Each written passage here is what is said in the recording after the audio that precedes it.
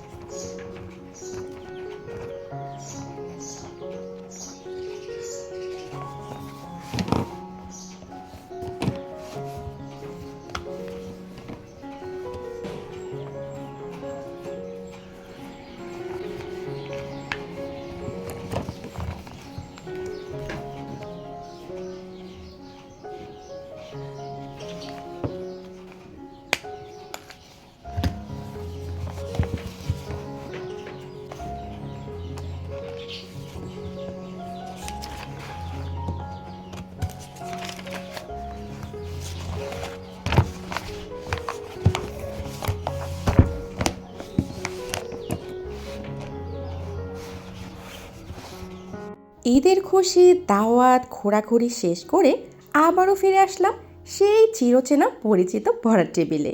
সত্যি কথা বলতে এত বড় একটা ব্রেকের পরে বই নিয়ে বসাটা খুব ডিফিকাল্ট, বাট আমার লক্ষ্যটা অনেক বড়। আর তাই এখন আর রেস্ট করার মতো কোনো সময় নেই। এতদিনে অনেক মজা করেছি, now I have to study. আজকের পড়া শুরু করার আগে প্রথমে আমি আমার ব্যাকলগগুলো চেক করে নিয়েছি অ্যান্ড সেই অনুযায়ী আজকের স্টাডি প্ল্যানটা আমি রেডি করে নিয়েছি। ঈদের কারণে আমার পড়াশোনায় একটা বড় ধরনের গ্যাপ পড়ে গেছে অ্যান্ড এখন ধীরে ধীরে আমাকে আবার আগের স্টাডি রুটিনে ফেরত আসতে হবে। অবভিয়াসলি এটা একদিনে সম্ভব নয়, আস্তে আস্তেই করতে হবে। আর তাই আজকে আমি খুব বড় টার্গেট রাখিনি, জাস্ট ছোট্ট একটা টার্গেটই রেখেছি, যাতে অন্তত আমার পড়তে বসার অভ্যাসটা আবার তৈরি হয়। অবভিয়াসলি এত লম্বা একটা গ্যাপের পরে কারোরই পড়তে ইচ্ছে হয় না, অ্যান্ড আমার ক্ষেত্রেও তাই। আজকে আমি স্টাডি শুরু করেছি বাংলা দিয়ে অ্যান্ড আজকে নতুন কিছু পড়িনি, জাস্ট ঈদের আগে যা যা পড়েছিলাম সেগুলোই একটু রিভিশন করছি। অ্যান্ড গাইস, ব্রেকের পরে ব্রেনকে অ্যাক্টিভ করার জন্য আমরা কিন্তু লিখে লিখে পড়তে পারি, প্লাস নোটস বানাতে পারি। কারণ প্রথমে পড়তে ইচ্ছে হয় না, তো ওই সময়টায় আমরা এইভাবে ধীরে ধীরে আমাদের কনসেন্ট্রেশনটা ফেরত আনতে পারি।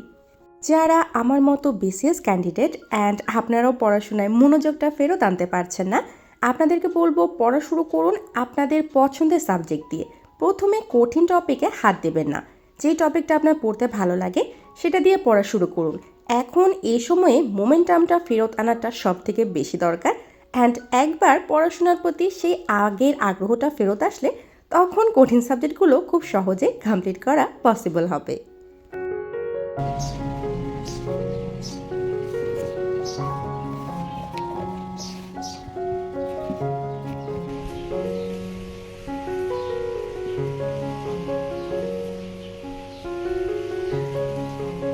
A few moments later. So guys, Bangla complete করার পরে ছোট্ট একটা ব্রেক নিয়েছিলাম, বিকজ আপনারা সবাই জানেন যারা আমার চ্যানেলে রেগুলার, আমি একটানা পড়তে পারি না, পড়ার মাঝখানে আমার একটু ব্রেক তো লাগেই। তো এখন আমি শুরু করলাম বাংলাদেশ অ্যাফেয়ার্স। এই সাবজেক্টেরও নতুন করে কিছু পড়ছি না, ঈদের আগে যা যা পড়েছিলাম সেগুলোই রিভিশন করছি। অ্যান্ড গাইস, আমি ঠিক করেছিলাম আমার যে অ্যাসাইনমেন্ট টেস্টটা শুরু হচ্ছে 30 তারিখ থেকে, সেটার পড়াটা আমি ঈদের আগেই মোটামুটি কমপ্লিট করে ফেলবো। বাট প্ল্যান অনুযায়ী কিছুই হয়নি অ্যান্ড সেটা পড়াটা কমপ্লিট হয়নি, তো ওইটা এখন আমাকে কমপ্লিট করতে হবে। আমার প্ল্যান ছিল ঈদের পরের দিন থেকেই আমি একটু একটু করে পড়া শুরু করব, বাট সেটা হয়নি। অ্যাকচুয়ালি ঈদের পরে পরে আসলে পড়াটা শুরু করা পসিবল হয় না, বিকজ বাড়িতে গেস্টদের যাওয়া আসা থাকে, আমাদেরও একটু ঘোরাঘুরি থাকে ফ্যামিলির অন্যান্য মেম্বারদের সাথে, এতদিন পরে দেখা হয়, সো সেটা হয়ে ওঠেনি। অ্যান্ড নাও পড়ার একটা পাহাড় তৈরি হয়ে গেছে। এই জন্যই বলে ভাবিয়া করিও কাজ করিয়া ভাবিও না।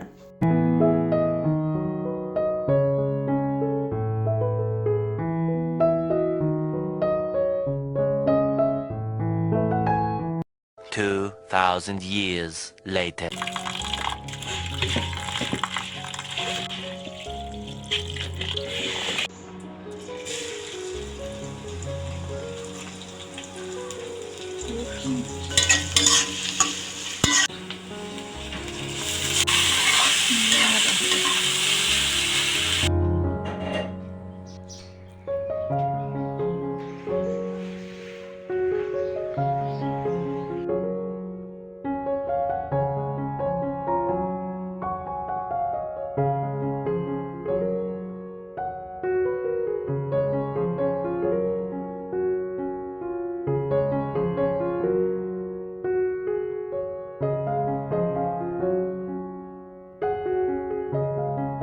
তো এখন আমি করব job solution and question answer practice করার আগে আমি প্রথমেই দাগিয়ে রাখি যাতে পরবর্তীতে আমার কনফিউশন না হয়।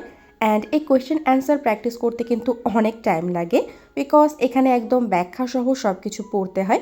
সো একটা করে কোয়েশ্চেন সলভ করতে অনেক টাইম লেগে যায়, অ্যান্ড আমার কাছে এই জিনিসটাই মনে হয় অনেক বেশি ডিফিকাল্ট, বিকজ প্রত্যেকটা সাবজেক্ট ভালো মতো দেখে দেখে বুঝে বুঝে পড়তে হয়। অ্যান্ড এটা অনেক একটা টাইম কনজিউমিং বিষয়, বাট এটা পরীক্ষার প্রিপারেশনের জন্য খুবই ভালো একটা জিনিস। অ্যান্ড কোয়েশ্চেন অ্যান্সার করলে আমাদের কোয়েশ্চেন সম্পর্কে খুব ভালো একটা আইডিয়া হয়ে যায়, স্পেশালি যারা নতুন তাদের জন্য তো এই জিনিসটা ভীষণ ভালো একটা ওয়ে। সব থেকে ভালো হয় যদি ওএমআর শিটের মধ্যে একদম অ্যান্সারগুলো করা হয়, তাহলে কি হয় একদম পরীক্ষার জন্য প্র্যাকটিস হয়ে যায়। আমার কাছে বর্তমানে ওএমআর শিট নেই, সো ওইটা আমাকে আনতে হবে। সো গাইস, আজকের ভিডিওটা আমি এখানেই শেষ করছি। আপনারা সবাই ভালো থাকবেন, সুস্থ থাকবেন, আমার জন্য দোয়া করবেন। আল্লাহ হাফেজ।